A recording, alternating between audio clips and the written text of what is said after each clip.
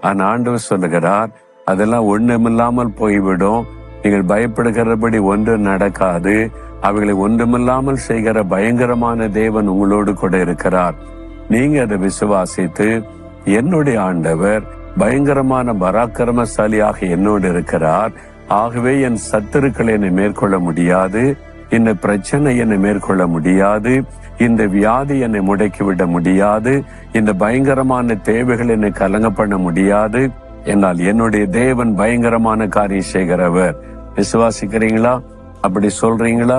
அப்படி சொன்ன உடனே காரியம் மாறும். பாருங்க, ஆண்டவரே, நீர் பயங்கரமான பராக்கிரமசாலியா என்னோடு இருக்கிறீர், ஆகவே என்னை பயமுறுத்துகிற எந்த பயங்கரங்களும் என்னை மேற்கொள்ள முடியாது.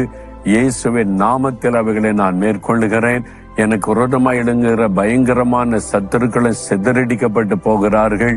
இயேசுவின் நாமத்தில் ஆமேன், ஆமேன்.